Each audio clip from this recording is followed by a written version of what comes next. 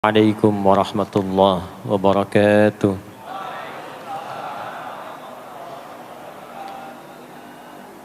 الحمد لله الذي بحمده تتم البركات وبفضله تتم الصالحات. الصلاة والسلام على رسول الله الذي بصلواته تتم الشفاعات. فصلوات الله وسلامه التام عليه وعلى أهله وآله وذرياته وأصحابه وأمته إلى يوم الميعاد. أما بعد،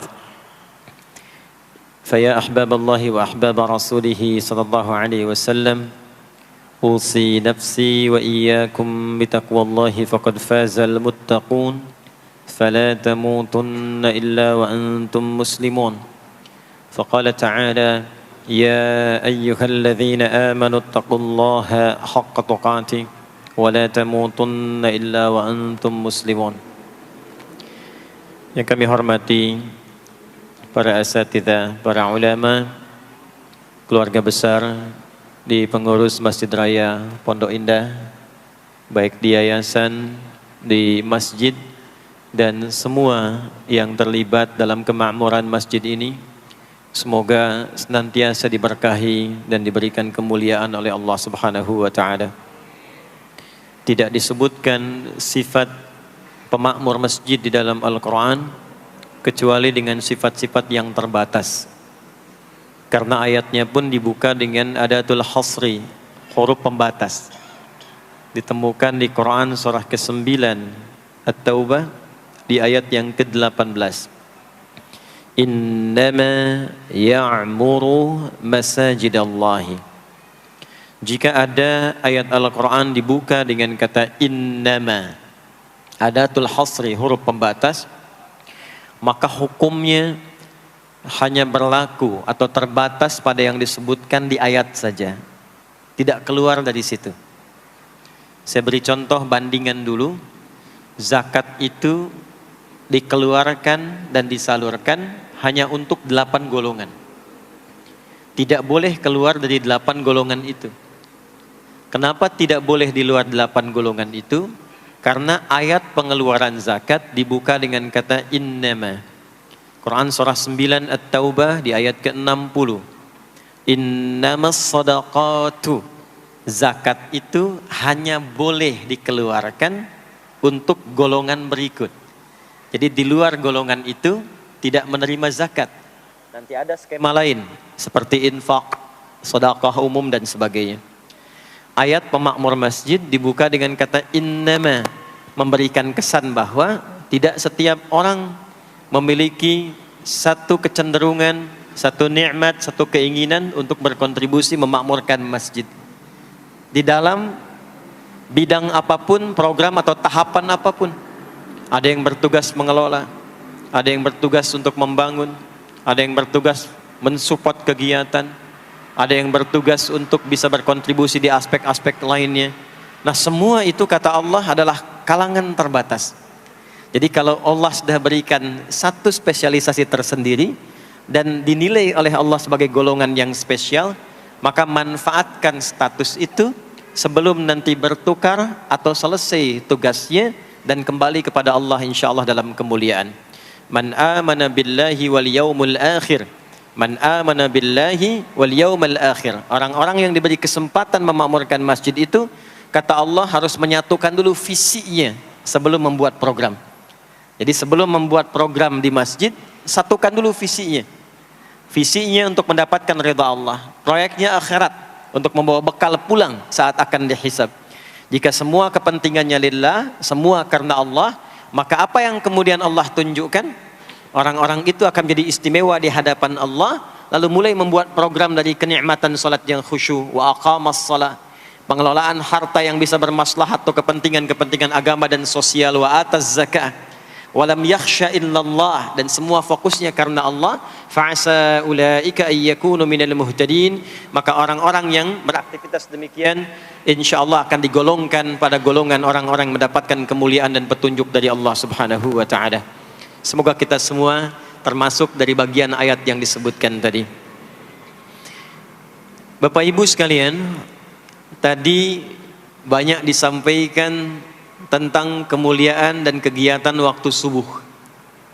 Sampai ada program pejuang subuh. Mudah-mudahan nanti selanjutnya ada pejuang zuhur.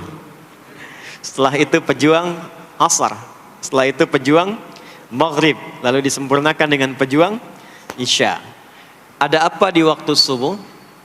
Apa perbandingannya dengan waktu-waktu yang lainnya? Mengapa sebagian nama yang disematkan di dalam ibadah di waktu-waktu itu justru tidak sama dengan nama waktunya, tapi disebutkan dengan nama-nama yang berbeda? Zuhur kenapa dengan zuhur tidak nahar? Asar kenapa disebut asar tidak masa? Subuh kenapa disebut subuh dan ada dua nama dengan fajar? Ya, kenapa namanya dua? Itu yang coba kita hadirkan di pertemuan kajian kali ini. Mudah-mudahan dari pencerahan yang kita dapatkan di kesempatan pagi ini ada bakal terbaik yang kita bawa pulang setelah menunaikan ta'lim ini insyaallah.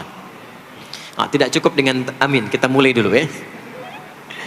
Bismillahirrahmanirrahim. Kita mulai Quran surah ke-17 Al-Isra di ayat ke-78. Bismillahirrahmanirrahim.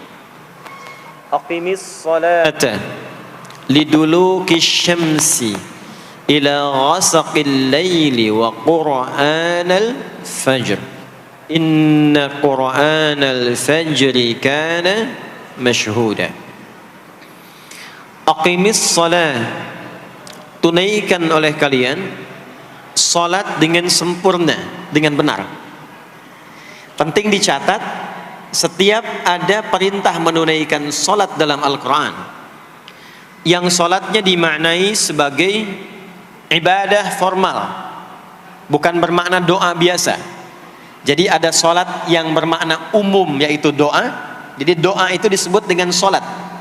Karena itu dalam fiqih, as-salatu hiya doa. Salat itu secara bahasa disebut dengan doa. Karena isi dari semua salat itu bacaannya semuanya doa. Tapi kalau ada salat yang dimaksudkan ibadah yang kita tunaikan dimulai dengan takbir, berniat kita, ditutup dengan salam, maka salat yang dimaksudkan ini itu seringkali di Quran kalimatnya dibuka dengan derivasi kata aqama yuqimu. Kalimat salat pertama di Quran Al-Baqarah ayat 3. Alladzina yu'minuna bil ghaibi wa yuqimunas shalah. Al-Baqarah ayat ke-43. Wa aqimus shalah wa atuz zakah. Selalu menggunakan aqama, yuqimu, yuqimuna, aqimi dan seterusnya. Termasuk di Quran surah ke-17 Al-Isra ayat 78. Aqimis salata, menggunakan kata aqim. Apa itu aqim?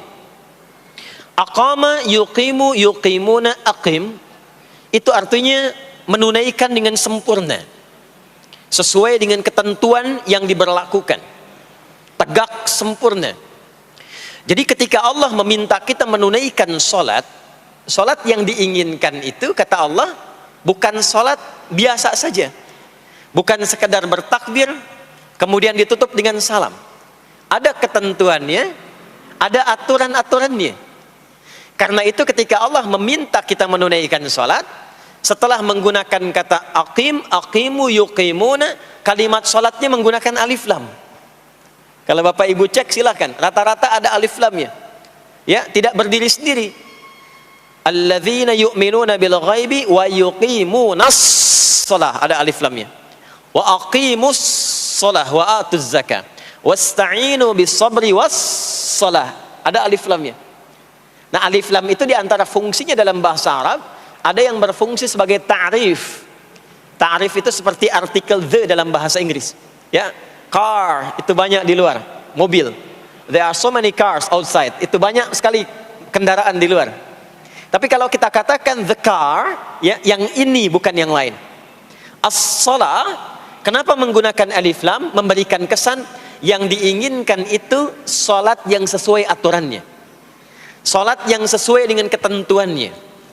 Karena itu di era Nabi SAW Boleh dicatat nanti hadisnya riwayat Muslim, nomor hadis 397. Yang meriwayatkan nanti sahabat Abu Hurairah radhiyallahu taala anhu. Pelaku yang mengalami ini namanya Khalad bin Rafi' Az-Zuraiqi. Dikisahkan datang seorang sahabat ya Nabi sallallahu alaihi wasallam, kemudian dakhala ila al-Masjid Nabawi, kemudian masuk ke Masjid Nabi, fa shala bi jambin Nabi sallallahu alaihi wasallam. Maka ia salat di samping Nabi sallallahu alaihi wasallam, wan nabiyyu fi nahiyatin ukhra min al-masjid. Sedangkan Nabi di sisi yang lain di masjid itu. Kalau diilustrasikan, dia masuk ke masjid, kemudian Nabi di satu sisi yang lain. Kemudian dia salat. Kemudian ketika dia selesai, falamma sallama yaminan wa syamala, thumma atan nabiyya sallallahu alaihi wasallam. Ketika dia salam ke kanan dan ke kiri, lalu mendatangi Nabi sallallahu alaihi wasallam. Faqala, dia berkata, "Assalamu alayka ya Rasulullah." Ya, "Assalamu alayka ya Rasulullah." Kata Nabi, "Wa alaikassalam wa rahmatullah. Irji' shalli fa innaka lam tusalli." Kata Nabi, "Wa alaikassalam wa rahmatullah." Kamu salat lagi karena engkau belum salat. Padahal sudah salam. Fa'ada salatahu, kemudian dia mengulang salatnya. Thumma atan nabiyya, dia datang lagi ke Nabi SAW. Dia berkata, "Assalamu alayka ya Rasulullah." Dijawab dengan jawaban yang sama. Kata Nabi, "Wa alaikassalam wa rahmatullah. Irji' salli fa innaka lam tusalli." Kamu balik lagi salat karena engkau belum salat. Padahal sudah salam. Maka dia melakukan itu sampai 3 kali. Sampai dia berkata, "Ya Rasulullah, ma uhsinu ghairah." Ya Rasulullah, ini yang bisa saya kerjakan. Kalau ada yang kurang, alimni, mohon ajarkan saya bagaimana sholat yang sesuai aturan yang benar itu. Maka diajarkanlah oleh Nabi, bahkan sejak wudu. Idza qumta ila shalah. Kembali muncul kalimat tadi, aqama yuqimu. Kata Nabi, jika engkau sholatnya ingin sempurna, fa asbighil wudu, maka mulai dengan wudu yang sempurna. Maka biasanya orang kelihatan dari wudunya. Orang yang baik sholatnya itu mulai kelihatan dari sejak wudunya. Jadi kalau wudunya tidak sempurna, buru-buru, yang dibasuh tidak sempurna, itu pasti akan berdampak kepada sholatnya. Setelah itu, thumma istaqbilil qiblah, lalu menghadap ke arah qiblat, lalu diajarkanlah oleh Nabi tata cara sholat mulai dari takbir sampai dengan selesai salam. Nah, sholat seperti ini jika benar oleh kita diikuti, jadi fokus baik-baik di sini, benar-benar diikuti oleh kita aturannya dari mulai wudu sampai dengan salam, maka Allah akan berkenan memberikan 5 kemuliaan yang dicurahkan pada seorang hamba saat di dunia. Jadi kalau pahala di akhirat, pahala sholat kita dapatnya di akhirat. Sekali menunaikan sholat dapat 10 poin. Itu ada di Quran surah ke-6 Al-An'am di ayat 160. Man jaa bil hasanati falahu asyru amthaliha. Siapa yang mengerjakan perbuatan hasanah, perbuatan baik yang punya nilai pahala, maka diberikan nilainya 10. Di dalam Al-Quran, sholat itu disebut dengan hasanah, perbuatan baik yang punya nilai pahala. Itu ada di Quran surah ke-11 Hud di ayat yang ke-114. Aqimis salata tarafain nahar wa zulafan minal lail innal hasanati yudhibnas sayyiat. Tunaikan sholat di pembuka siang sampai akhirnya, sampai ketemu malam. Jadi dari subuh, zuhur, asar, maghrib sampai ke isya. Semua solat itu kata Allah disebut dengan hasanat. Innal hasanat. Hasanat jamak dari hasanah. Jadi solat disebut dengan hasanah. Kalau kita menunaikan solat di Al-An'am ayat ke-160, maka diberikan poin. Poinnya namanya ajrun. Ya, kita sebut dengan pahala. Pahala itu bahasa Qur'annya ajrun. Di Quran surah At-Tin, lahum ajrun ghairu memnun. Begitu kita mengerjakan amal soleh, maka diberikan pahalanya. Perbuatan amal solehnya disebut dengan hasanah, pahalanya disebut dengan ajrun. 10 itu ngitungnya bukan begini, bukan 1, 2, 3, 4, itu terlalu sedikit. Di hadis Muslim, ukuran 1 keduanya 500 tahun, 2 ketiganya 500 tahun, 3 keempatnya 500 tahun. Jadi sekali kita menunaikan sholat, 10 nilainya, setiap 10 itu 1 keduanya 500 tahun, 2 ketiganya 500 tahun. Kalau ditunaikan di masjid, ya, ditunaikan di masjid, nanti dapat lagi tambahan pahalanya. Baru masuk datang ke masjid dengan niat sholat, bukan yang lain ya. Kan ada orang yang kadang ke masjid niatnya tidak sempurna ibadah, mungkin janjian ketemu teman, ya, akhi, bro, ketemuan yuk, ya. Di mana? Di Pondok Indah aja, sambil sholat zuhur. Sambil sholat zuhur, jadi sholatnya sambil, ya, nyambi itu, ya. Substansinya mau ketemu kan, agenda intinya ketemuan sambil sholat zuhur.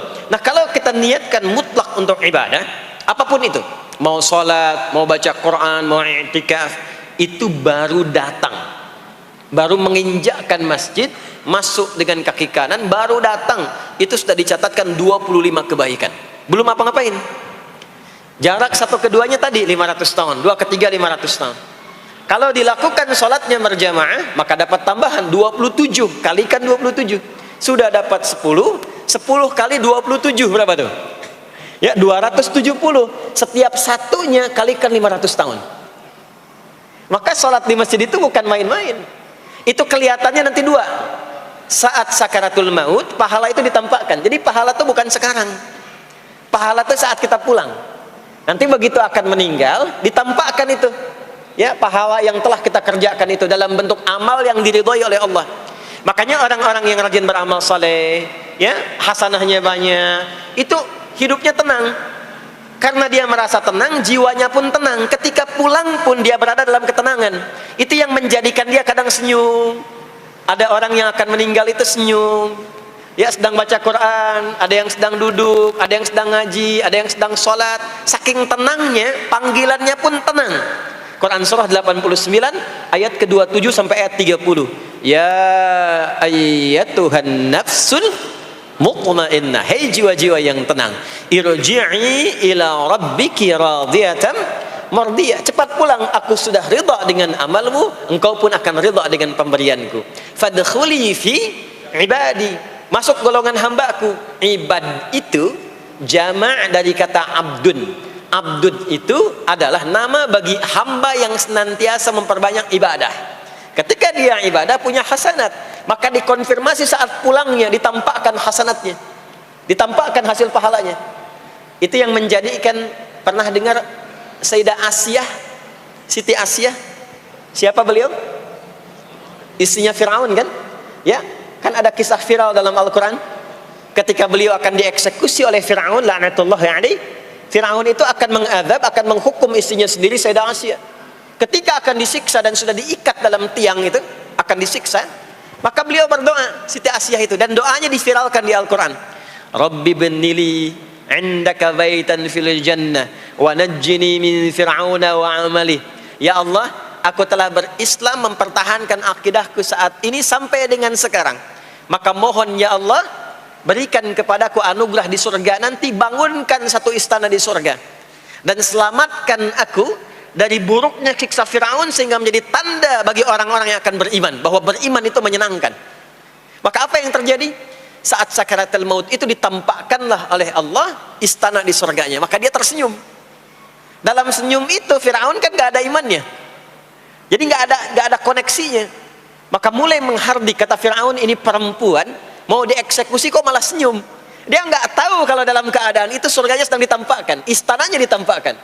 Maka meninggallah beliau dalam keadaan sedang menatap istana surganya, ya, dan berhasil wafat dalam husnul khatimah. Dan Fir'aun tidak mencelakai, tidak menghukum, tidak menyiksa beliau itu kecuali dalam keadaan sudah wafat, ya, ini tak terasa lagi.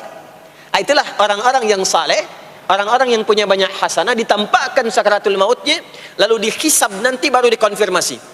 Maka sekarang diberitakan sebagai ilmal yaqin, saat sakaratul maut diperlihatkan sebagai ainal yaqin, saat masuk nanti ke surga dirasakan sebagai haqqul yaqin. Maka ada ilmal yaqin, ainal yaqin, haqqul yaqin. Itulah yang menjadikan kita sering berdoa supaya semua kegiatan dunianya menjadi hasanah, dan di akhirat dikonfirmasi lagi hasanahnya. Ada di Al-Baqarah surah kedua di ayat ke-201. Wa minhum may yaqulu rabbana atina fid dunya hasanah wa fil akhirati hasanah wa qina adzabannar. Nah, perbuatan hasanah yang pertama itu salat. Jadi ketika kita sholat ada pahala. Pahala itu urusan akhirat. Nanti ketika meninggal dapat. Itu bekal pulang. Kita gambarkan nih supaya nggak bingung ya. Yuk, kita ilustrasikan sejenak ya. Bismillah. Bapak Ibu kelihatan ini ya? Ibu kelihatan Bu ini? Alhamdulillah, alhamdulillah. Ini pejuang subuh belum ditulis sudah kelihatan ya. Alam itu kan yang kita tinggali, kita rasakan, dan nanti yang kita yakini ada 3 kan. Ini sering saya sampaikan belakangan ini di beberapa kesempatan. 1, sekarang ada yang disebut dengan ardun, al-ard, yang kita terjemahkan dengan bumi tempat kita tinggal sekarang. Ya, sekarang kita ada di mana? Di Masjid Pondok Indah ya. Bagian dari bumi. Ini di bumi. Sifatnya disebut dengan dunia. Jadi dunia itu asalnya bukan nama alamnya, tapi lebih kepada sifatnya. Ya, dunia. Dari kata dana, yadnu, dunuwan, wa dunyaan. Artinya sesuatu yang cepat, sesuatu yang fana, sesuatu yang rusak, yang hilang. Jadi semua sifat kehidupan kita di tempat ini itu berlangsung cepat. Ya, kayaknya baru kemarin ketemu, sekarang sudah ketemu lagi. Kayaknya baru kemarin kenalan teman SD, sekarang sudah saling punya cucu. Ya, dan semua sifatnya rusak. Ini gelas kalau didiamkan, besok-besok kotor, rusak. Baju kalau didiamkan nggak diapa-apain, rusak. Ya, kendaraan kalau didiamkan semewah-mewahnya nggak diapa-apain, rusak. Itulah dunia. Kenapa diperkenalkan viral dunianya dibandingkan dengan bumi dan ardunnya? Untuk memberikan kesan yang kuat kepada jiwa kita. Hei, jangan sampai terjebak dengan kehidupan dunia yang sementara yang ditinggalkan. Jangan memperebutkan sesuatu yang rusak. Jangan berselisih pada sesuatu yang hilang. Ya, kan sekarang banyak orang aneh ya, memperebutkan sesuatu yang pada akhirnya yang diperebutkan itu rusak sendiri. Ya, memperebutkan sesuatu, berselisih pada sesuatu yang akan ditinggalkan, kan sama-sama meninggal. Untuk apa memperselisihkan sesuatu yang akan ditinggalkan? Kok bisa berantem, berselisih, saling mencela pada sesuatu yang sama-sama akan ditinggalkan? Itulah kenapa sering dipopulerkan dengan nama dunia. Dunia, ingat ya, kita tinggal di dunia ini. Maksudnya apa? Hei, hidupmu sementara. Hei, terkadang kita lupa bahwa itu akan berlangsung dengan cepat. Saat nanti meninggalkan tempat itu, ada tempat lain yang akan kita kunjungi. Setelah dunia apa? Belum ke akhirat.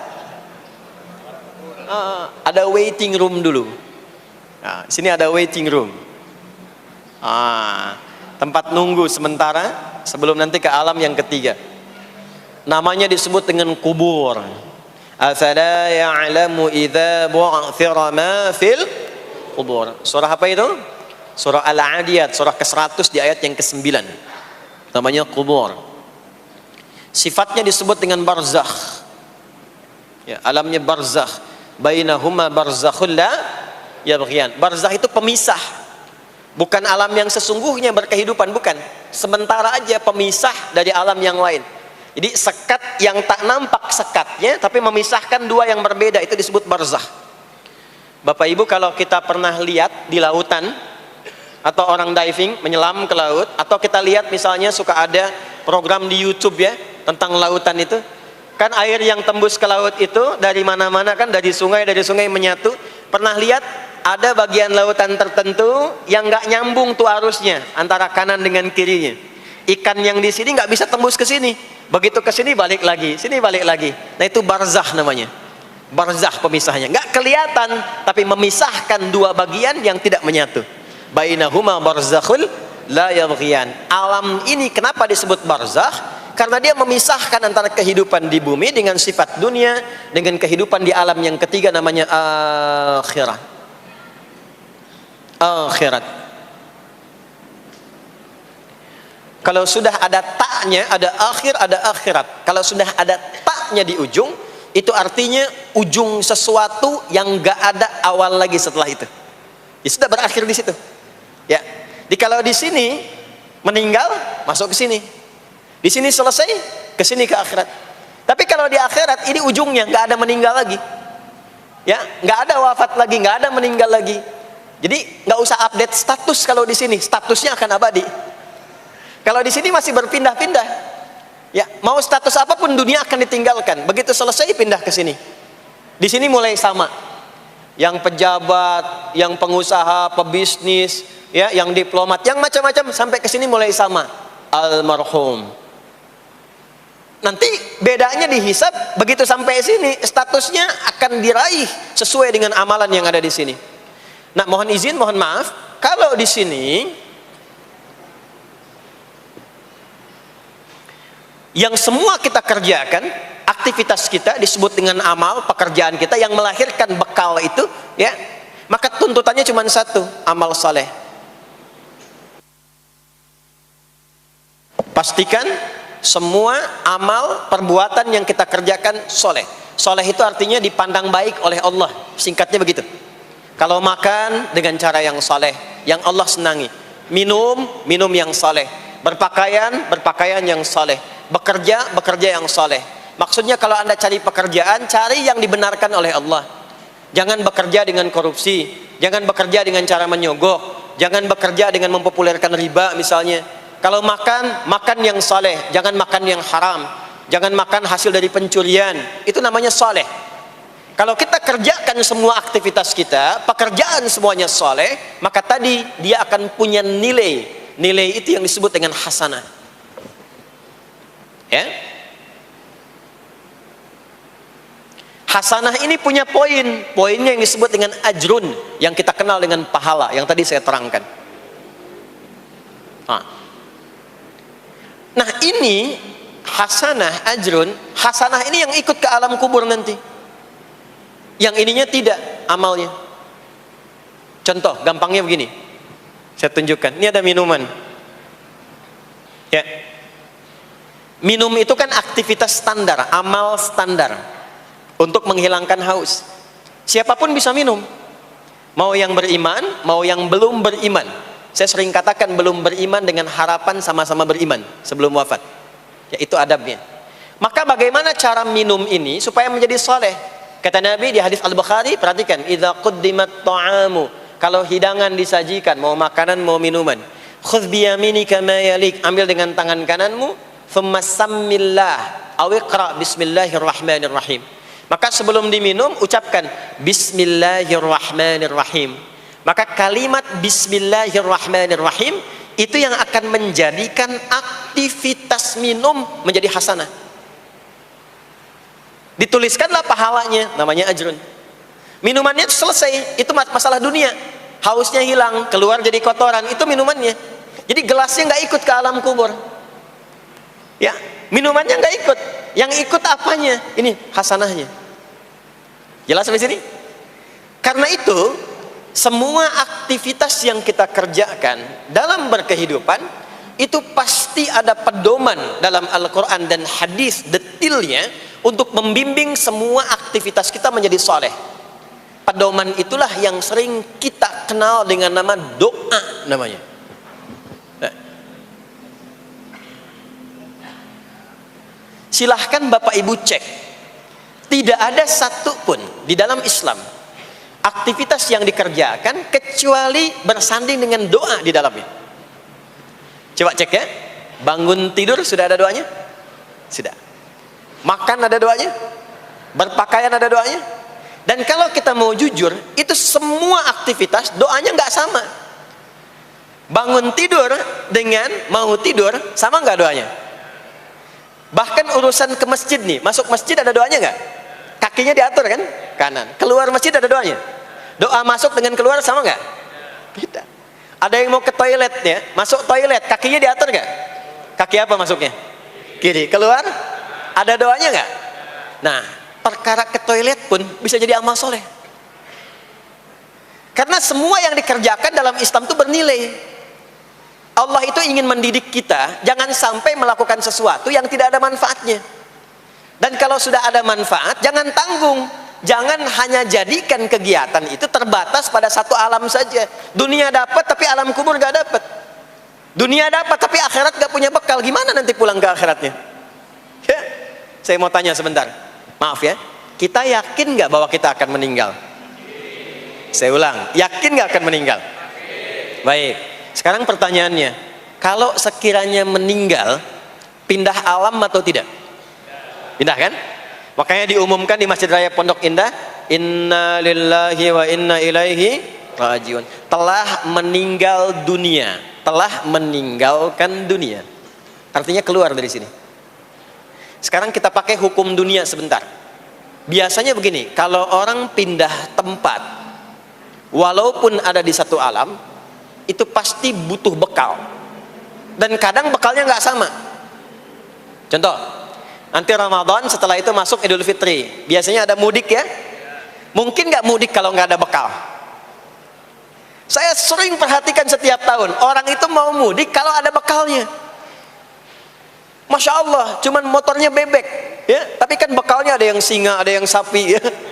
Itu ditambah lagi pelepah pisang, kasih dus lagi, kasih tulisan, sayang tunggu aku pulang, gitu kan? Kan dikumpulkan kan?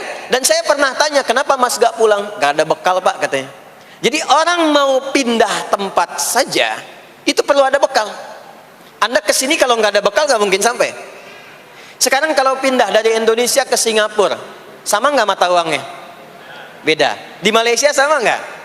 Semakin jauh ke Saudi, ke Amerika, hukumnya mengatakan setiap pindah tempat pasti bekalnya beda. Jangan pernah kita mengharapkan atau membuat hukum sendiri ketika pindah tempat. Jadi sesama dunia saja tempatnya, bekalnya sudah beda.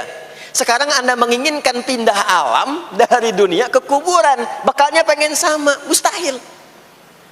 Makanya sejak kita meninggalkan dunia, semua paket dunia tanggal di atas, pindah ke bawah, selesai.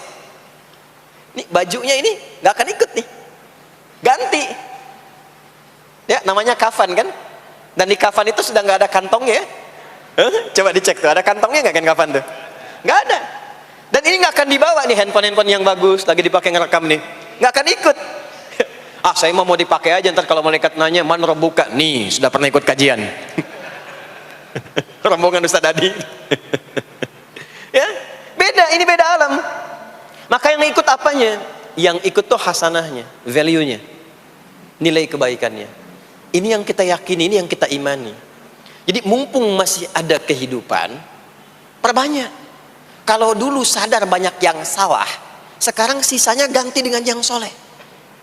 Kalau sudah diperlihatkan, sekarang kan banyak yang viral di YouTube, dilihat, didengar oleh telinga kita, disimak oleh kita, orang meninggal sedang sholat, orang meninggal setelah menjadi pemulung kebaikan, orang meninggal dalam keadaan baca Quran, diperlihatkan di mata kita. Kok bisa buka YouTube yang keluar di beranda itu? Itu kan hidayah. Jadi kalau sudah ditampakkan di depan mata, ya, didengar oleh kita, terlihat langsung, maka yang disadari salah yang dulu ganti dengan yang soleh sekarang. Kalau tidak kita lakukan, maka rugi kita saat pulang. Ini yang dimaksud surah ke-103.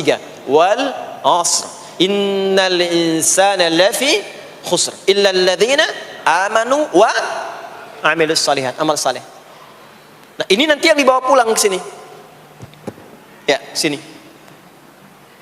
Nah, bagaimana melatih supaya semua kegiatan kita itu jadi soleh? Gimana latihannya?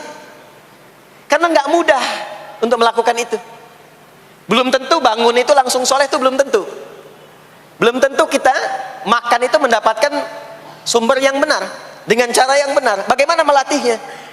Maka Allah berikan kepada kita waktu-waktu khusus untuk berlatih diri tersambung dengan Allah, yang dengan ketersambungan itu akan menjaga kita di semua keadaan, baik berdiri, jalan, duduk, kerja di kantor, tidur, rebahan. Sekarang banyak kaum rebahaners, ya, tiduran, itu dipastikan kalau tersambung dengan Allah, terkoneksi, semuanya soleh.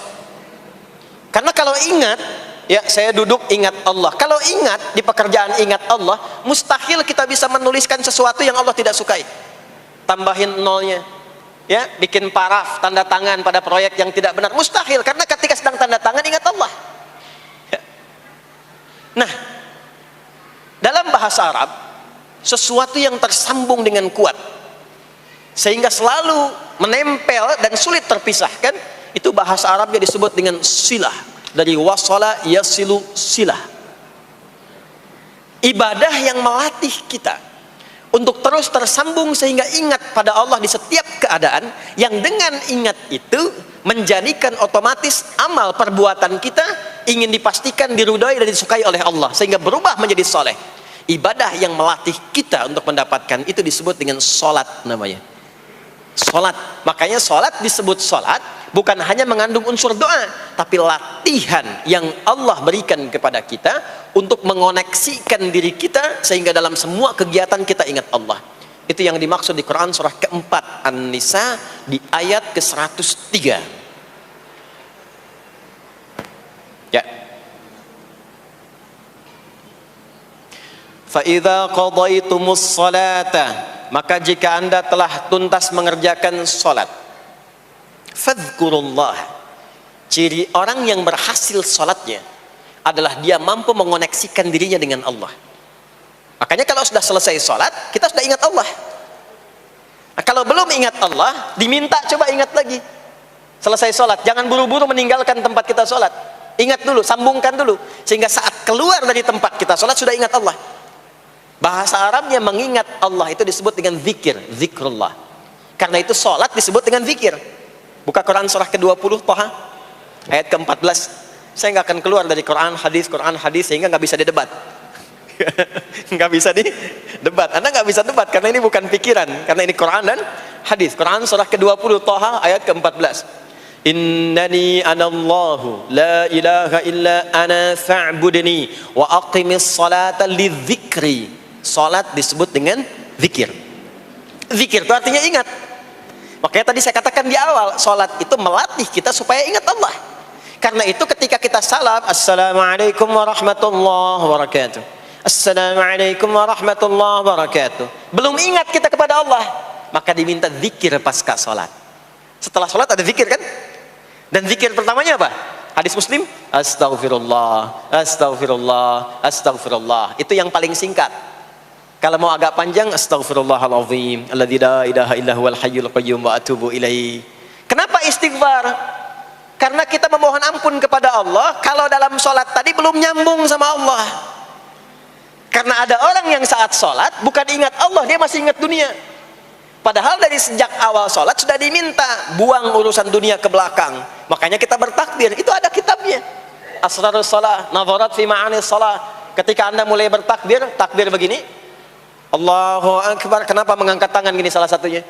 Di antara maknanya, buang urusan dunia ke belakang. Pasrahkan dirimu kepada Allah. Kalau sholatnya ingin khusyuk, jangan bawa urusan dunia ke dalam sholat. Buang. Yang menjadikan seseorang kurang khusyuk begitu takbir, dunia masih dibawa. Lisannya berucap Allahu Akbar, tapi pikirannya, motor hu akbar, mobil hu akbar, ya kan? Status tuh belum diupdate hu akbar. Ya, miss call belum dibalas, akbar. Itu bermasalah. Sehingga mudah dikerjai setan. Ada setan namanya khanzab di Sunan Abu Daud. Saat seseorang mulai bertakbir, kata Nabi, fayaqulu syaitanu, di situ setan mulai beraksi. Sebelum takbir kita dibikin fokus. Anda silahkan praktekkan. Kalau mau sholat rasanya fokus. Tapi mulai bertakbir Allahu Akbar, setan mulai beraksi, kata Nabi. Udhkur kata, udhkur kata. Ingat ini, ingat itu. Hatta la yash'ural musalli kam rak'atan yusalli, sampai ada orang salat yang tidak sadar berapa rakaat sedang menunaikan salatnya. Subuh berapa rakaat tadi? 2 diucapkan, tapi ketika dipraktekkan ada yang 3. Ada yang 1. Ya, ada yang begitu? Ada, tapi di hati saya gitu ya. Nah ini. Makanya setelah kita salat, salam, assalamualaikum, assalamualaikum, itu kita mencoba menyempurnakan dengan apa? Istighfar dulu. Kalau tadi ada yang belum tersambung. Setelah itu apa? Kita sambungkan. Allahumma antas salam, subhanallah, alhamdulillah, Allahu Akbar. Makanya dilatih 33 kali. Sekali belum nyambung, 2 kali. 2 kali belum nyambung, 3 kali. 3 kali belum ingat, 4 kali. Masa iya sih sampai 33 kali belum ingat juga? Bapak nama siapa? Joni. Siapa Pak? Joni. Siapa Pak? Joni. Siapa Pak? Apa enggak dengar saya Joni? Itu baru 3 kali. Ini kita 33 kali menyebutkan subhanallah. Masa enggak nyambung juga? Alhamdulillah 33 kali. Masa enggak syukur juga? Dilatih. Kalau sudah terkoneksi, inilah dia. Fadhkurullaha qiyama. Bangun dari salat, bangkit, selesai salat, mau kerja, mau kemanapun, ingat Allah.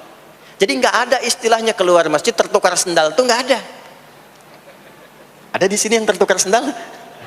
Banyak. Insya Allah tidak ya. Kalau ingat Allah tuh nggak mungkin tertukar.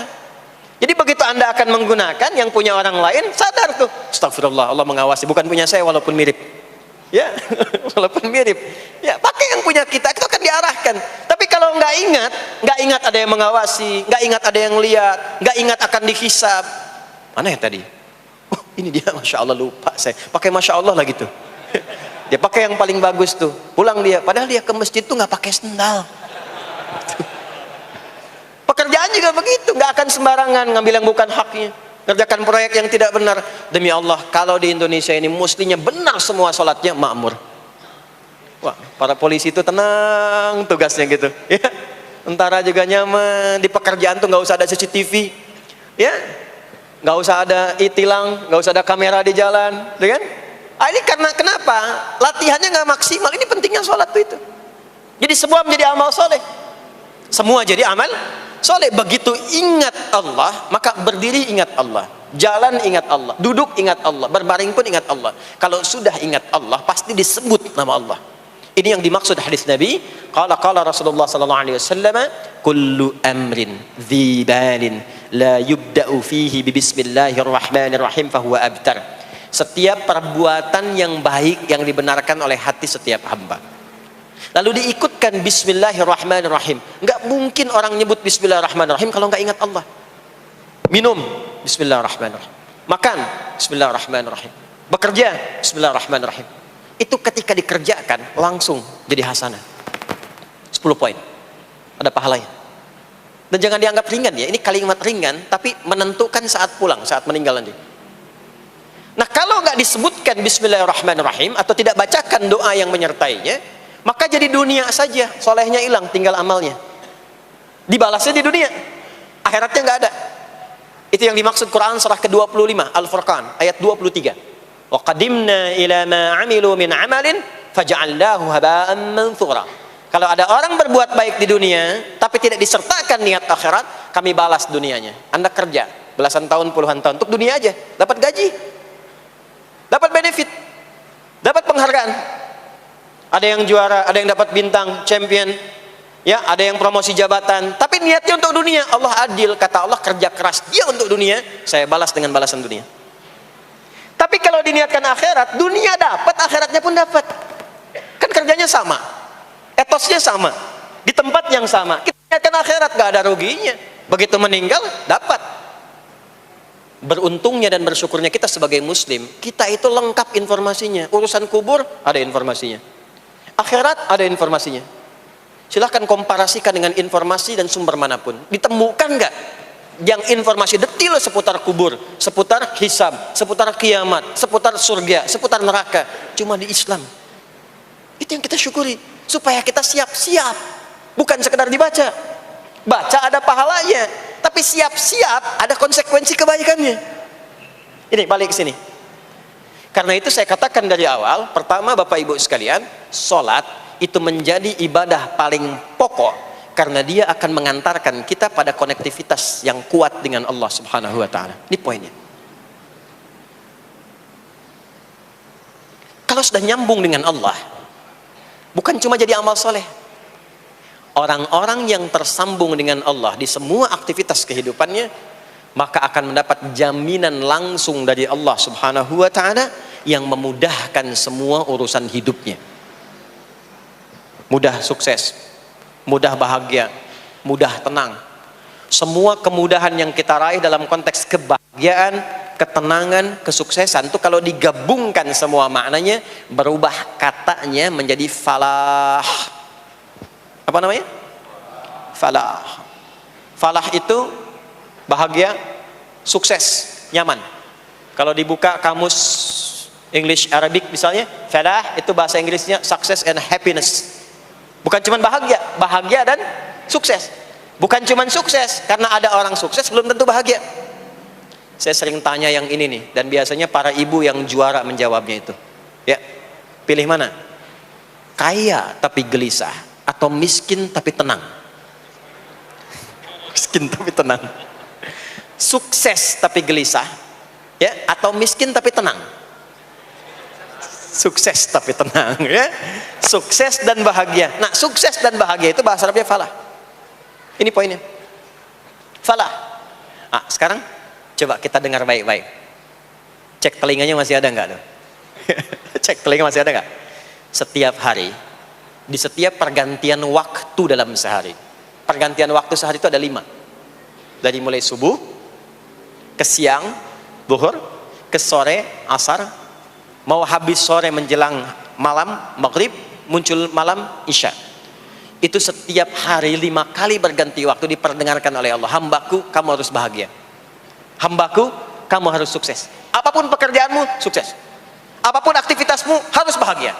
Harus senang, harus tenang. Falah. Kuncinya apa? Salat. Diperdengarkanlah hayya 'alas shalah. Diperdengarkan di telinga kita. Telinga bahasa Arabnya udhun. Jamaknya adzan. Maka kalimat yang diperdengarkan 5 kali sehari itu disebut dengan adzan. Dan satu-satunya lafaz yang diperdengarkan 24 jam di muka bumi ini tak pernah berhenti. Makanya setiap tempat terjadi perbedaan waktu sholat. Ya, di sini tadi subuhnya jam berapa? 4.13, 12, 49, 4.10. Terjadi perbedaan pendapat tentang waktu subuh. Ya, ini menandakan bahwa bukan dari tempat yang sama. Saya di Bekasi tadi 49, 4:09, sini 4:13.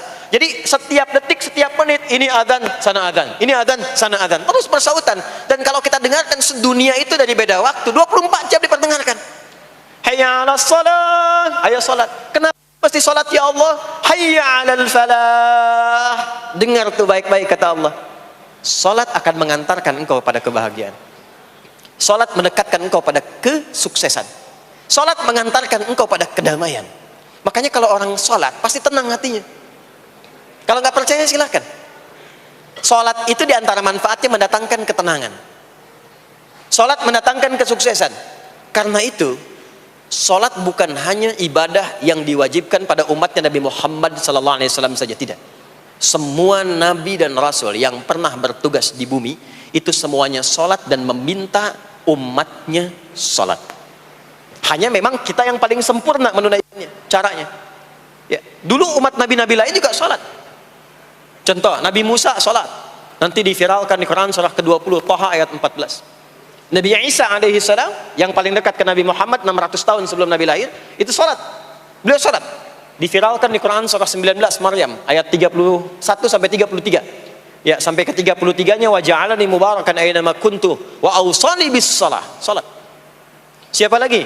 Nabi Zakaria. Nabi Zakaria itu kapan beliau mendapatkan berita gembira akan punya anak? Saat salat. Jadi berdoa, masuk ke mihrabnya Maryam, melihat Maryam punya banyak keistimewaan, maka beliau salat di mihrabnya itu. Di Quran surah ketiga Ali Imran ayat 38 sampai 39. Hunalika da'a Zakaria rabbah qala rabbi habli min ladunka dzurriyyatan thayyibah innaka sami'ud du'a. Turun jawaban, fanadathul malaikatu wa huwa qa'imun yusalli fil mihrab annallaha yubashshiruka bi Yahya. Jadi Nabi Zakaria itu dapat berita akan punya anak namanya Yahya saat salat. Di salat itu kalau dikerjakan bisa berdampak pada percepatan terkabulnya doa. Minta apapun dijawab sepanjang maslahat. Makanya nanti untuk umat Nabi Muhammad jangan tunggu, panggilan salatnya adalah panggilan langsung dari Allah. Minta, punya masalah apa? Aku selesaikan kata Allah. Di salat itu bukan main-main, bukan beban, bukan sekedar kewajiban, tapi kewajiban yang dipaksa untuk membahagiakan kita. Kalau Allah nggak sayang, nggak akan disuruh salat. Pak, Bu, itu panggilan salat. Perhatikan panggilan pertamanya, Al-Baqarah ayat 45.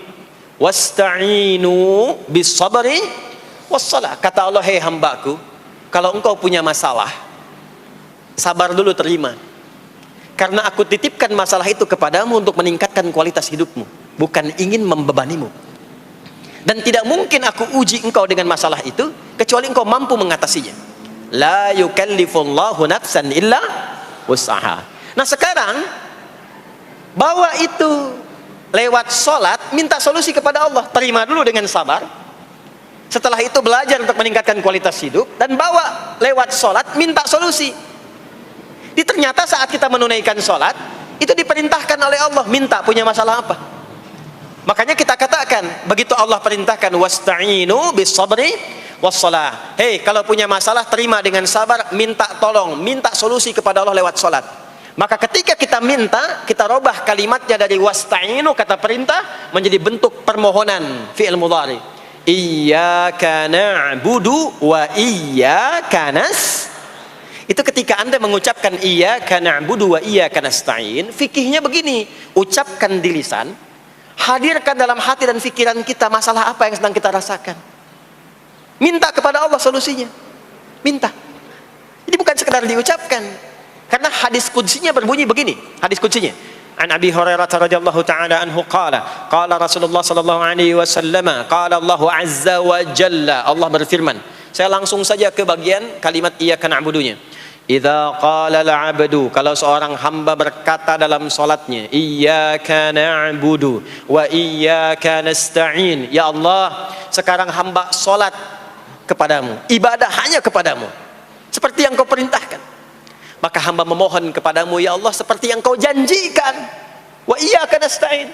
Lalu hadirkan dalam benak kita, ya Allah, engkau maha tahu sebelum hamba ungkapkan. Hamba punya persoalan ini. Mohon kepadamu, ya Allah, hilangkan semua masalah itu. Berikan hamba solusi yang terbaik. Berikan hamba keberkahan darimu. Itu sekilas hadir dalam jiwa kita. Maka apa yang terjadi? Qala Allah azza wa jalla, dijawab kalimatnya itu, hadza baini wa baina 'abdi wa li 'abdi ma sa'al. Ini perjanjian antara aku dengan hambaku. Kalau hambaku benar sholatnya sampai kalimat ini, apapun yang dia mintakan sekarang, aku akan kabulkan. Sepanjang itu ada maslahat untuk dirinya. Dicontohkan itu oleh Nabi Zakaria. Beliau itu minta saat berdiri, Pak, bukan saat sujud. Dimulai dari berdiri, nanti akumulasinya saat sujud. Itu berdiri aja, kalau benar mintanya dikabulkan. Tidak menunggu selesai sholat. Dan ada fikihnya, nggak sembarangan, ada fikihnya nanti. Ada fikihnya, ya, ada tuntunannya. Alhamdulillah. Poinnya adalah sholat itu solusi. Makanya jangankan Nabi yang tadi saya sebutkan, Nabi Ismail, itu saking pentingnya sholat, wasiat beliau yang diviralkan di Al-Quran untuk semua keluarganya, sholat. Ada di Quran surah 19 Maryam ayat 55. Wa kana ya'muru ahlahu bis salah. Kata Allah, dan tercatat Ismail itu pernah berwasiat meminta semua keluarganya, hei, sholat. Jadi kalau kita mau urut sampai ke atas, semua sholat. Muhammad sallallahu alaihi wasallam bin Abdullah bin Abdul Muttalib bin Hashim bin Abdul Manaf bin Qusay bin Murrah bin Kilab bin Ka'ab bin Ghalib bin Fihr bin Malik bin Nadar bin Kinana bin Khuzaimah bin Mudrikah bin Ilyas bin Nizar bin Mudar bin Ma'ad bin Adnan bin Addi bin Adri bin Muqawwam bin Nahur bin Tarikh bin Ya'rub bin Yasjub bin Nabit bin Ismail alaihi salam bin Ibrahim alaihi salam bin Azar atau bin Nahur bin Abir bin Kinan bin Arfakhshad bin Sam bin Nuh alaihi salam bin Mikhlail Batusyalah bin Kinan bin Anwas bin Thith bin Adam alaihi salam. Semua salat. Coba ulangi itu. Semua salat. Para nabi salat, para rasul salat. Anda bukan nabi, bukan rasul, nggak mau sholat dan pengen mudah hidupnya, pengen masuk surga Firdaus lagi, Anda sehat. Jadi ini pentingnya sholat itu bukan cuma kewajiban, tapi diwajibkan, dipaksa dengan wajib itu supaya bahagia, supaya falah. Makanya kalau ada panggilan azan, cara memahaminya ini falah. Oh, ini solusi saya di sini nih, kebahagiaan saya ada di sini, kesuksesan saya ada di sini. Ya, makanya ketika dipanggil oleh muadzin, hayya 'alas shalah, labbaik, siap saya. Di sini. Ini poinnya. Nah, saya sambungkan kembali, ya. Ketika seseorang dilatih lewat salat dan sudah mulai tersambung dengan Allah Subhanahu wa taala, maksudnya ingat Allah, tertatalah semua aktivitasnya. Maka berubahlah lewat salat ini, lewat latihan ini, semua kegiatannya berubah, didorong menjadi amal soleh. Karena itu, setiap orang yang sholatnya benar, yang pertama dianugerahkan oleh Allah kepada orang sholat itu bukan dunia, tapi perubahan perilakunya menjadi lebih baik. Jadi bukan kaya dulu, ya. Abdurrahman bin Auf tuh hijrah masuk Islam, dilatih sholat, malah hartanya hilang semua dirampas. Tapi setelah itu jadi apa? Jadi orang paling kaya, ya. Abu Bakar As-Siddiq, Utsman bin Affan, Umar bin Khattab, Pertama kali masuk Islam kan latihannya sholat. Apakah langsung kaya? Jadi pemimpin? Jadi diplomat? Amr bin As bisa ekspedisi dari Afrika Utara sampai ke Syam? Tidak. Yang diberikan apa? Perubahan perilaku dulu. Dihilangkan sifat-sifat buruknya, dijaga dengan kemuliaan. Jadi dua sumber yang menjadikan manusia itu buruk dalam nafsunya, itu ada dua. Di nafsu itu nanti punya dorongan untuk mengarahkan kepada yang buruk, namanya fujur. Lawannya nanti takwa. Lawannya takwa. Di Quran surah Asy-Syams surah 91 ayat 7 sampai 10, wa nafsi wa ma sawaha fa alhamaha fujuraha wa taqwaha. Nah, fujur itu nanti yang membisikkan, mengarahkan kepada hal-hal yang negatif. Itu yang ditunggangi oleh setan. Setan memberikan was-was itu ke nafsu, ke fujurnya. Alladzi yuwaswisu fi sudur. Di dalam sudur ada qalbu, di dalam qalbu ada nafas, di dalam nafas ada fujur. Fujur itu yang digoda. Maka keluarlah kemudian dua hal. Yang pertama ada yang disebut dengan fahsya. Fahsya itu dorongan dari syahwat untuk berbuat yang menyimpang. Pornografi, porno aksi, LGBT, kata-kata jorok, itu fahsya. Nanti temannya adalah mungkar. Mungkar itu keburukan yang diingkari, ditolak oleh hati, sumbernya nafsu perut dan akal.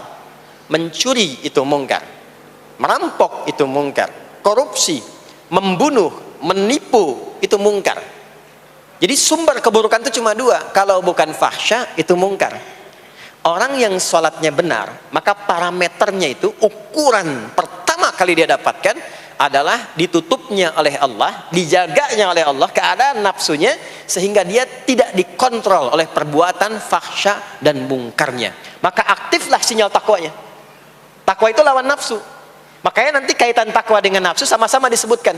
Nafsu 115 kali, takwa yang terkait fungsi nafsu 115 kali.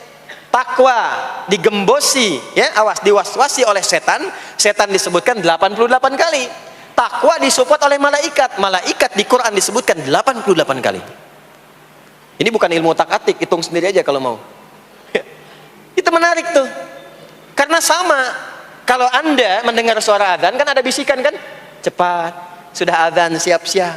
Itu malaikat tuh.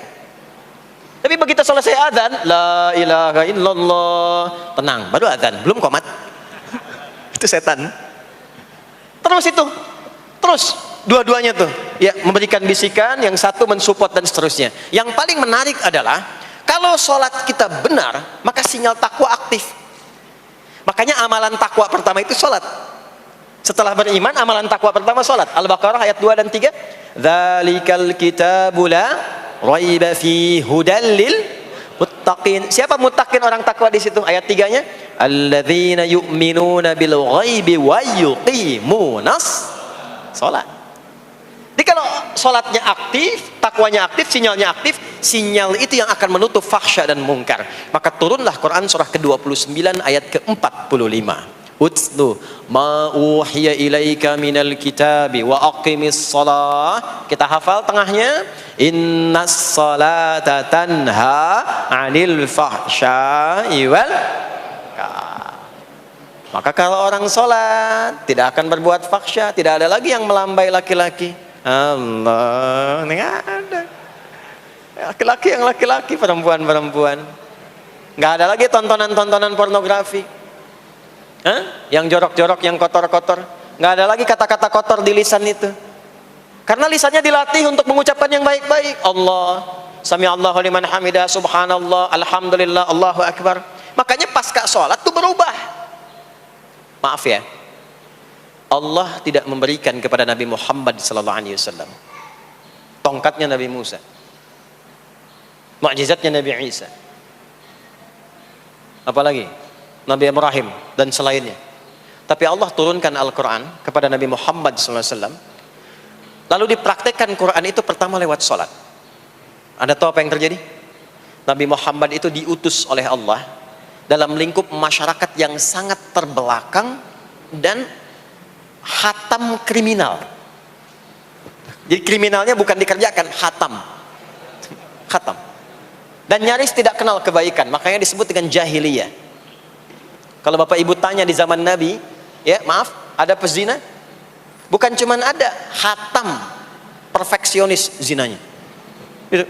Membunuh itu, ya, mabuk, ada orang mabuk kekinian di zaman jahiliyah, pemabuk amatir itu 5 kali sehari mabuknya. Yang amatir. Jadi kalau baru mabuk sekali, 2 kali, itu coba-coba. Amatir itu 5 kali. Pembegal. Ya, sekarang kita dengar berita ada begal ini itu. Jahiliyah itu sekampung begal semua.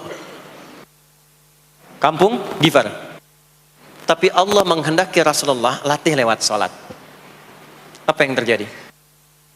Berubah jahiliyah itu, berubah menjadi khairu ummah. Umat terbaik yang paling teladan, yang menginspirasi, yang pernah berkehidupan di bumi. Sampai persaksiannya dari Allah langsung, turun Quran surah ketiga Ali Imran ayat 110. Kuntum khaira ummatin ukhrijat linnas. Jadi kalau ada orang dermawan, itu yang paling dermawan. Kalau ada orang sabar, itu yang paling sabar. Kalau ada pasar yang paling ideal, itu yang paling bagus. Berubah itu. Ya. Kenal Abu Dzar Al-Ghifari? Ayo kenal. Enggak. Abu Dzar Al-Ghifari itu nama aslinya Jundub bin Junadah. Di antara pemimpin begal di zamannya. Dari kota Ghifar. Ghifar itu kampung begal asalnya. Ya, hamukumullah. Masuk Islam. Datang ke Mekah. Bertemu dengan Rasulullah. Begitu masuk Islam, kata Jundub bin Junadah, ya Rasulullah, ausini au kama qala, berikan saya nasihat. Kata Nabi, pulang sekarang. Kata beliau, enggak, saya mau umumkan keislaman saya depan Ka'bah. Kata Nabi, jangan lakukan. Sekarang orang masih belum tahu tentang Islam, nanti marah kamu dipukuli. Kata beliau, ya Rasulullah, saya ini membegal terang-terangan, masa bersyahadat sembunyi-sembunyi? Maka keluar ke depan Ka'bah, dia katakan, ya ma'asyara Quraisyin, hei semua orang Quraisy. Datang orang.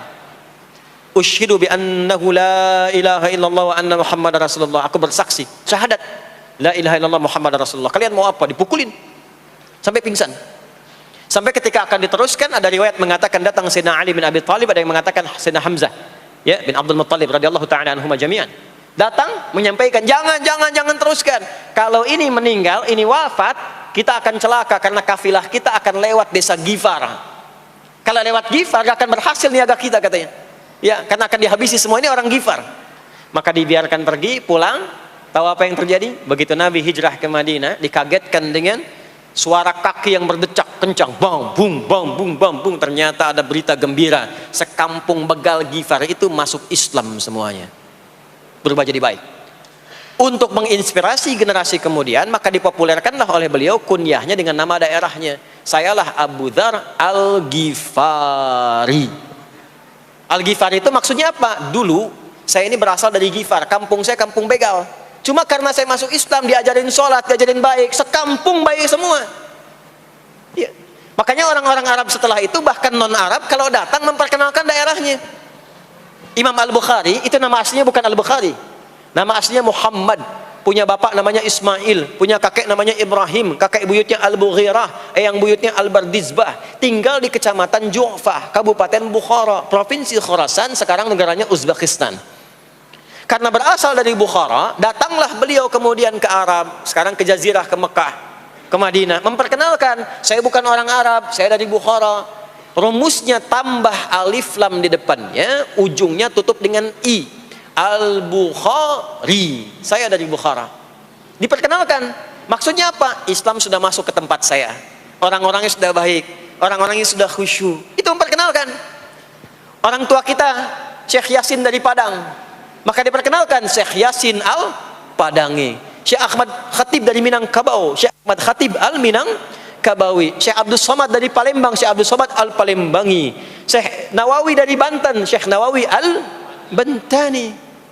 Ya, nanti ada Pak Ghafur dari Pondok Indah, ya, Masjid Raya Pondok Indah, datang ke Mekah umrah haji, ana Ghafur al Masjid Raya al Pondok Indahi, gitu.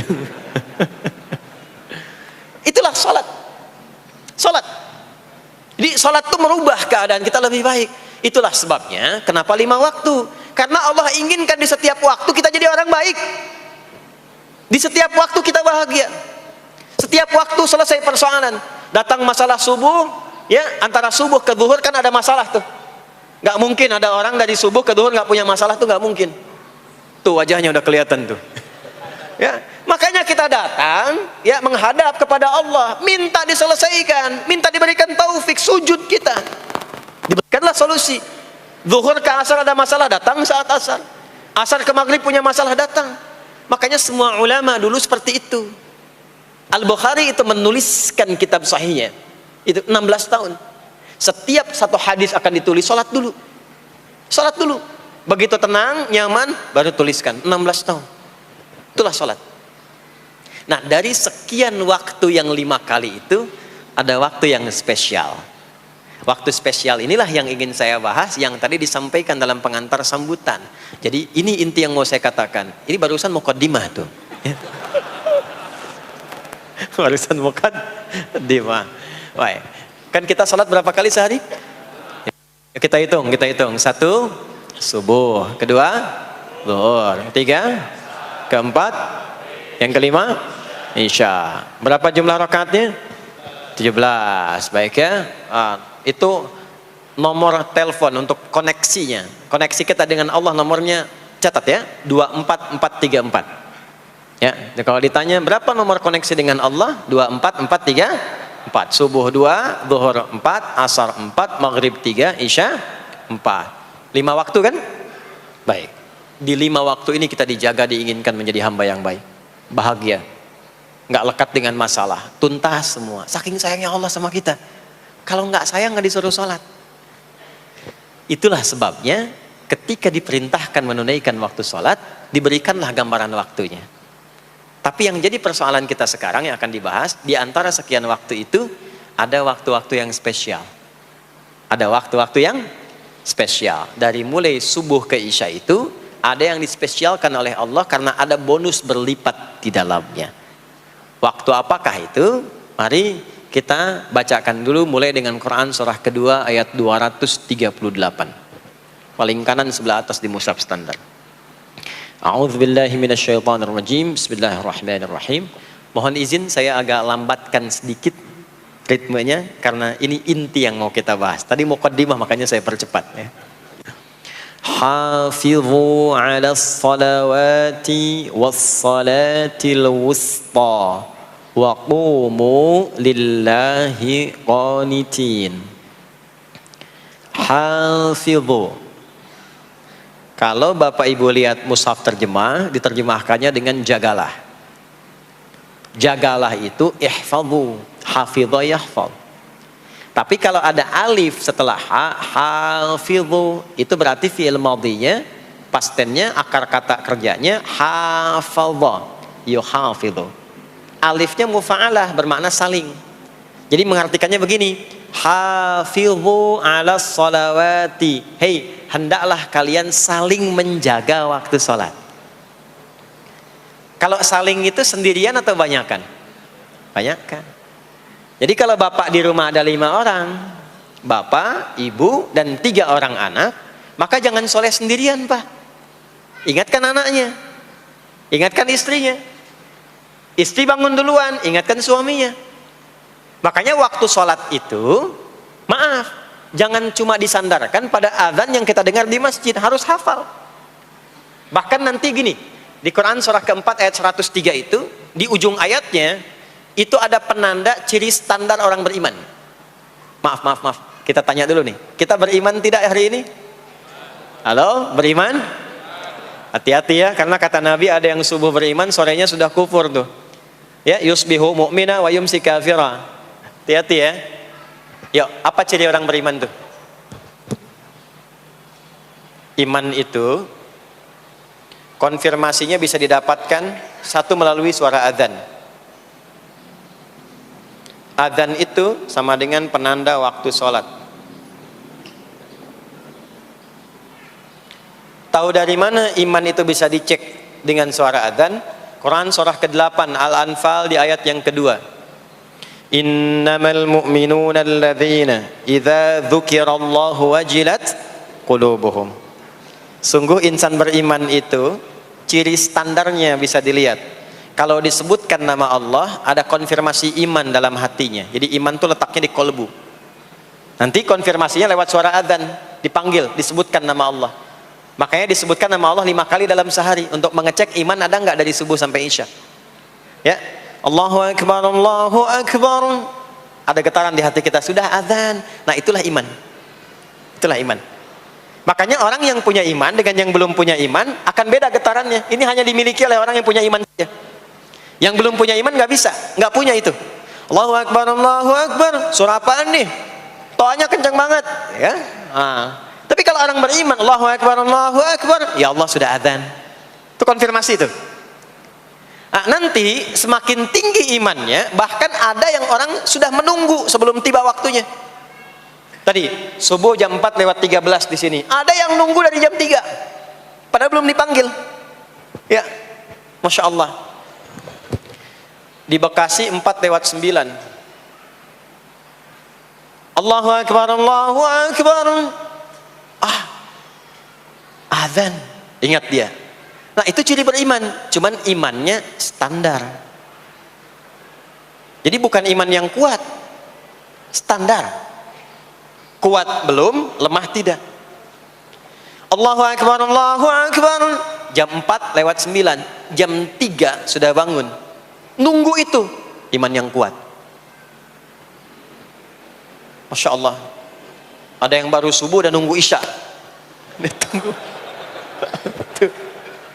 Kuat. Ada yang sudah qomat, sudah la ilaha illallah, belum kepanggil, dipanggil 4:09, dia baru bangun jam 9:04.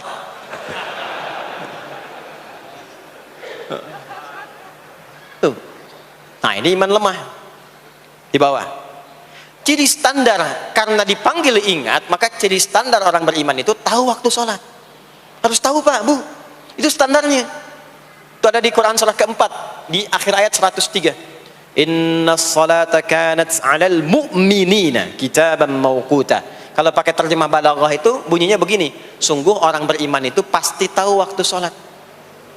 Nah, jadi kalau ditanya jam berapa zuhur nanti belum bisa kita jawab dengan sempurna, itu artinya apa? Imannya belum naik itu ke level standar, belum menguat. Ya, ini poinnya. Nah, nanti kapan waktu sholat itu tiba?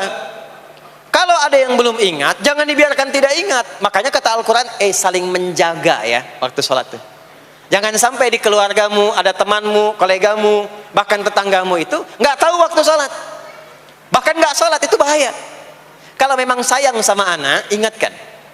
Sayang istri dengan suami, ingatkan. Tanda istri beriman yang cinta dengan suaminya, tanda pertamanya ketika mengingatkan suaminya pada semua hal yang disukai oleh Allah. Begitu sebaliknya. Maka kata Al-Quran, hafidhu, saling menjaga waktu sholat. Disebutkan di situ alas sholawat. Bentuknya begini. Tulisannya alif, lam, waw, alif, ta maftuha begini. Alas, begini tulisannya. Karena nanti ada yang begini, as-sholat, ada yang begini. Biar saja, nggak usah. Ada yang begini, ta marbutah. Seperti Al-Baqarah ayat 3, alladzina yu'minuna bil ghaibi wa yuqimunas shalah. Begini tulisannya. Ada yang begini. As-salat pakai alif ta gini. Tapi di Al-Baqarah ayat 238 tulisannya begini. Alas salawati, taknya terbuka. Secara singkat begini, secara singkat. Kalau tulisannya begini, maka yang dimaksud salat fardu. Yang dimaksud salat apa? Salat fardu. Salat fardu itu ada berapa? 5 waktu. Maka kata Allah, hei, saling jaga ya. Waktu salat yang fardu itu yang 5 waktu. Di antara yang 5 itu ada yang spesial. Was-shalatil wusta. Waktu yang pertengahan. Tengah-tengah. Di antara 5 waktu itu. Yuk kita tuliskan dulu sebentar. Sebentar. Salat ada salat apa saja? Subuh, kemudian zuhur, kemudian asar, kemudian nggak cukup, ambil ke sini, maghrib, kemudian isya. Subuh, zuhur, asar, pindah sini, maghrib, isya. Lihat rumusnya. Jadi yang sholat pertengahan yang mana? Jangan lihat tulisannya itu, ya, karena subuh di tengah-tengah disebutnya subuh ya. Sholat pertengahan yang mana? Asar apa subuh? Subuh apa asar? Apa dalilnya? Kita pakai dalil. Nah, sholat pertengahan itu disebutkan oleh Nabi itu ada dua. Ada subuh dan asar. Qala Rasulullah sallallahu alaihi wasallam yata'aqabuna fiikum malaikatul laili wa malaikatun nahari fi salatil asri wa fi salatil fajri. Berebut semua malaikat yang bertugas di siang dan malam, berebut membersamai kita. Kalau berebut itu artinya kalau ada yang berdoa diaminkan, kalau ada yang mohon ampun diistighfarkan oleh malaikat. Jadi malaikatnya minta kepada Allah, ya Allah ampuni si fulan, ya Allah ampuni si fulan, ya Allah si fulan, dan seterusnya sampai selesai. Itu khusus di salat asar dan salat subuh. Sampai kemudian thumma yas'aduna ila sama'. Kemudian mereka, para malaikat itu kembali bertugas masing-masing, lalu Allah mengonfirmasi kepada mereka untuk menunjukkan kebenaran tugas malaikat yang tidak bermaksiat. Allah Maha tahu tentang hambanya, Maha tahu. Tapi Allah ingin menunjukkan kepada kita apa yang benar dari lisan malaikat itu, yang enggak pernah berdusta. Ya, maka Allah bertanya kepada malaikat, bagaimana keadaan hambaku ketika engkau tinggalkan? Maka disampaikan oleh malaikat itu, ya Allah, aku meninggalkan hambamu si fulan, dia sedang menunaikan ibadah, dia sedang sholat kepadamu, dan khusyuk berdoa, dan seterusnya. Maka apa jawabannya? Saksikanlah, ketika malaikat menyampaikan sedang ibadah, maka turun bonus dari Allah untuk mengampuni dosa si hamba itu. Itulah manfaatnya waktu pertengahan. Waktunya disebutkan di hadis ini asar dan subuh. Antara asar dan subuh itu masih ada yang unggul, ada yang istimewa lagi. Apa yang istimewa? Antara asar dan subuh yang istimewa terletak di subuhnya. Jadi dari 5 waktu ini, yang pertengahan asar dan subuh, karena amal di bawah ditunjukkan untuk mendapatkan penilaian langsung dari Allah seketika dan memberikan jawaban dari apa yang kita inginkan, asar dan subuh. Tapi dibandingkan asar dengan subuh, bila keduanya dibandingkan, dua-duanya mulia. Maka subuh punya kemuliaan yang tidak dimiliki oleh asar. Ya, makanya nanti asar bisa bertemu dengan zuhur, masih ada jama, masih ada qasar. Maghrib ketemu isya, masih ada jama, ada qasar. Ya, tapi subuh nggak bisa di jama, nggak bisa di qasar. Ya. Makanya subuh letaknya jauh, ke isya jauh, ke zuhur jauh. Ya, saya mau jamaah, ya jama antara isya dengan subuh biar nanti bangunnya sekalian gitu, nggak bisa. Ya, maghrib masih bisa dijama dengan isya, isya di qasar dari 4 jadi 2. Maghrib gak bisa dikosor karena 3 gak mungkin jadi 1,5. Ya, zuhur udah 2, masa mau dikurangin lagi? Subuh udah 2, gak mungkin dikurangi lagi. Maka dari itu subuh menyendiri sendiri. Nah, ada apa kemuliaan di subuh itu? Maka turunlah Quran surah ke-17 ayat 78 yang tadi saya bacakan di awal. Aqimis salata liduluki syamsi ila ghasaqil lail. Sampai sini zuhur sampai isya. Dulu kisyamsi tergelincir matahari itu zuhur. Sampai ghasaqil lail tiba malam itu isya. Lalu ditutup ujungnya wa qur'anal fajr. Khusus untuk subuh itu ditambahkan selain salat ada bahasa Quran di Quran sendiri. Khusus untuk subuh redaksinya ditambahkan dengan Quran. Apa itu Quran? Halo, apa itu Quran? Kalau tidak tahu cepat katakan wallahu a'lam. Apa itu Quran? Wallahu a'lam. Ada Quran, ada Al-Quran. Ada Quran, ada Al-Quran. Kalau yang disebut Al-Quran itu mutlak firman Allah. Dari mulai Al-Fatihah sampai An-Nas. Ini yang terdapat di dalam mushaf ini, di 2 jilid ini. Ya, itu Al-Quran. Kalau disebutkan Quran tanpa alif lam, maka yang dimaksudkan bacaan secara umum. Apakah itu Al-Quran, doa, istighfar, semua bacaan itu Quran. Kemuliaan sholat subuh itu dimulai sejak waktu fajar, matahari mulai keluar sinarnya untuk membelah gelapnya malam, itu sinarnya disebut dengan fajar. Nanti subuhnya saya terangkan di akhir. Sinarnya membelah kegelapan malam, fajar shadiq. Maka pada saat itu bukan hanya sholatnya yang punya keistimewaan seperti sholat asar tadi, tapi semua bacaannya langsung dijawab seketika oleh Allah Subhanahu wa taala, dipersaksikan oleh seluruh malaikat dan dijawab langsung oleh Allah Subhanahu wa taala. Jadi kalau Anda berdoa, maaf, doanya lebih cepat terkabul kalau dipanjatkan dengan cara yang benar dan khusyuk. Kalau Anda istighfar, langsung dijawab. Kalau kita baca Quran, pahala langsung dituliskan berlipat. Itulah kemuliaan waktu fajar. Jadi Allah sendiri yang menyampaikan, bukan cuma sholat yang penting, semua bacaannya itu langsung didengar, langsung direspon, langsung dipersaksikan. Karena itu ada anjuran bahkan dari Al-Quran, dan ini dikerjakan oleh semua sahabat, saking pentingnya sholat subuh itu, waktu fajar itu, bahkan mereka bangun dan menunggu sebelum tiba fajar. Maka disitulah muncul kemudian tahajud, maka muncullah kemudian istighfar sebelum waktu subuh. Ya, ada amalan, ini saya mau kasih rahasia ya, tapi tolong jaga, ini antara kita saja di sini ya. Rahasia. Ada waktu sebelum subuh.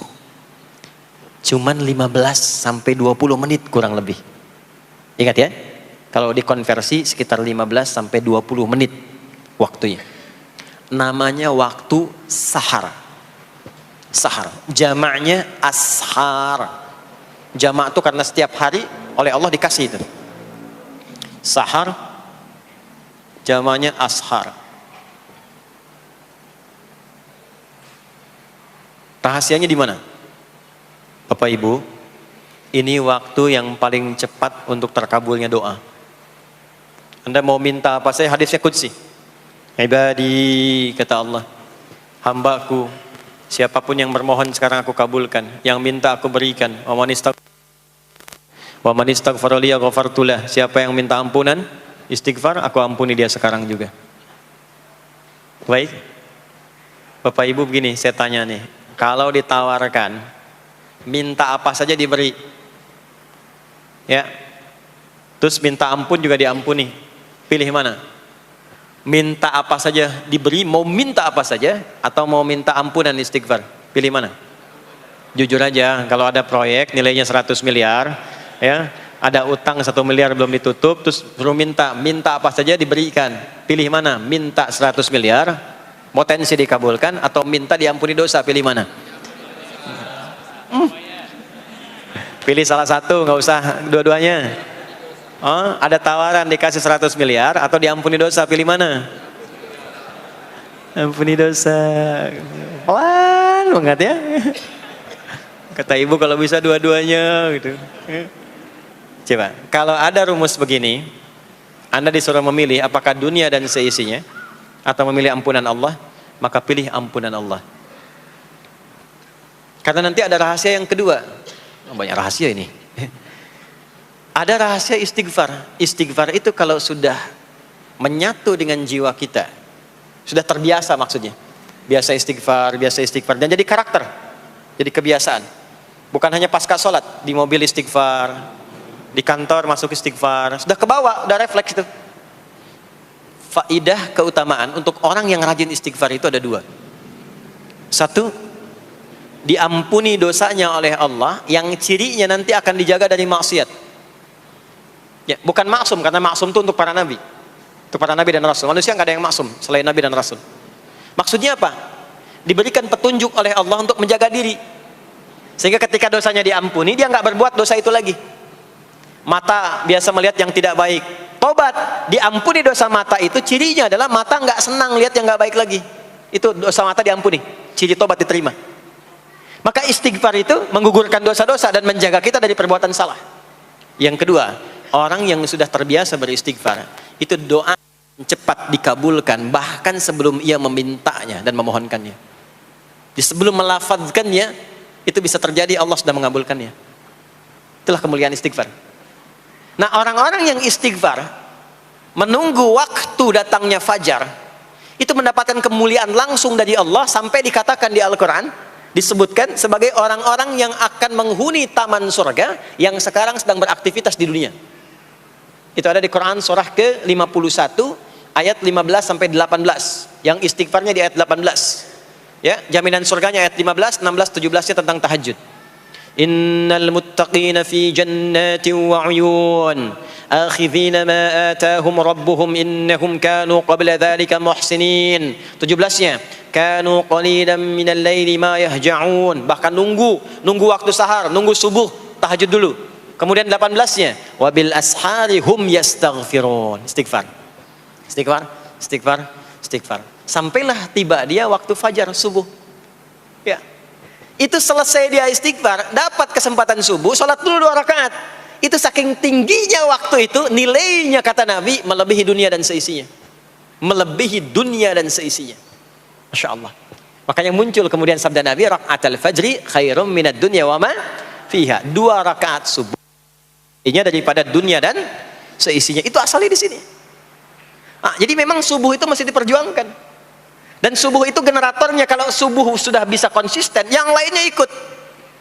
Subuh itu kalau sudah konsisten, subuh ke masjid jamaah, subuh jamaah, bangun tahajud, istiqamah, istighfar. Itu kalau subuhnya sudah bagus, yang lainnya ikut. Ya. Makanya ada kaum yang sekarang sangat khawatir jumlah orang Islam kalau salat subuh itu seperti salat Jumat. Sangat takut itu. Ya, ada ini viral kisahnya, viral. Saya nggak ceritakan pun Anda bisa dengar. Ya, jadi ada golongan orang Yahudi yang selalu mengamati jamaah salat subuh umat Islam. Dan dia melihat, ya, ketika mulai ramai, dia mulai katakan, kenapa Anda selalu mengamati itu? Ya, sebab kami lihat kalau jumlah jamaah subuhnya sudah seperti sholat Jumat, itulah kemakmuran, kebangkitan, dan kebaikan umat Islam akan tumbuh kembali. Jadi akan berpengaruh kepada yang lainnya. Itulah mudah-mudahan kegiatan perjuangan subuh, ya, ada pejuang subuh baik di Masjid Raya Pondok Indah, di masjid-masjid yang lainnya, memberikan keberkahan kepada kita, dan puncaknya adalah perubahan pada perilaku. Jadi kalau cuma berjuang datang subuh tapi tidak merubah perilaku, ada yang salah dengan itu semua. Ada yang tidak tepat, ada yang belum sempurna. Itu yang bisa kita sampaikan sebagai kajian pembuka kita di kesempatan kali ini. Mudah-mudahan ada manfaat yang bisa kita dapatkan. Kesimpulannya adalah salat adalah inti amalan kita yang bisa merubah alur kehidupan kita dunia dan akhirat. Salat kunci kebahagiaan, salat kunci kesuksesan, salat kunci datangnya rahmat Allah Subhanahu wa taala. 2, Allah meminta kita menunaikan salat 5 kali dalam sehari untuk memudahkan semua urusan kita di setiap waktu dalam sehari itu. Dan yang ketiga, di antara sekian 5 waktu itu ada waktu-waktu yang istimewa, yaitu asar, dan yang paling istimewa adalah subuh ataupun fajar. Mudah-mudahan kita bisa konsisten menunaikan dan menjaga waktu salat itu sampai kita pulang kepada Allah dalam keadaan husnul khatimah. Sementara itu yang disampaikan. Baik, mudah-mudahan ada keberkahan dari apa yang telah disampaikan. Pasti apa yang saya sampaikan pasti ada salah. Pasti ada yang kurang tepat. Pasti ada yang keliru disampaikan. Mohon diingatkan supaya saya koreksi. Tinggalkan yang salahnya, ambil yang benar, yang baik, yang kira-kira bisa diamalkan. Jauhi hal-hal yang bisa menjauhkan kita dari Allah, dan semoga kita semua diwafatkan dalam keadaan husnul khatimah insyaallah. Allahumma taqabbal minna innaka antas sami'ul alim wa tub 'alaina innaka antat tawwabur rahim. Allahumma nahmaduka hamdan syakirin kama 'allamtana an nahmadak wa nashkuruka syukran kama 'allamtana an nashkurak antal muqaddim antal muakhir biyadikal khair innaka 'ala kulli syai'in qadir. Allahumma ij'al jam'ana hadza jam'an marhuma wa tafarruqana min ba'dihi tafarruqan ma'suma. Ya Allah, jadikan pengajian kami pagi di siang hari ini pengajian yang Kau berkahi, dan bila pun kami berpisah, jadikan perpisahan kami mengantarkan pada kemuliaan yang lebih baik di sisi-Mu. Rabbana la tada' lana fi maqamina hadza dhanban illa ghafartah. Ya Allah, jika ada pendosa hadir di majlis ini, jangan biarkan ia pulang kecuali Engkau telah ampuni segala dosa-dosanya. Wala hamman illa farajtah. Jika ada yang tengah merasakan kegelisahan, jangan biarkan ia pulang kecuali Engkau telah tenangkan keadaan hatinya. Wala asiran illa yassartah. Jika ada yang tengah mengalami kesulitan dalam kehidupannya, di rumah tangganya atau pekerjaannya, maka mohon dengan keikhlasannya angkat dan hilangkan semua kesulitannya. Rabbana atina fid dunya hasanah wa fil akhirati hasanah wa qina adzabannar. Wa sallallahu ala sayyidina Muhammad wa ala alihi wa sahbihi ajma'in. Wa akhiru da'wana subhanakallahumma wa bihamdika nashhadu an la ilaha illa anta nastaghfiruka wa natubu ilaik. Walhamdulillahi rabbil alamin. Mohon izin, mohon sekali berikan saya akses untuk mudah keluar. Saya mencintai Anda semua, barangkali tanpa harus bersalaman pun saya mendoakan Anda semuanya, karena memang ada waktu yang harus saya kejar. Terima kasih, saya mencintai Anda semua. Assalamualaikum warahmatullahi wabarakatuh.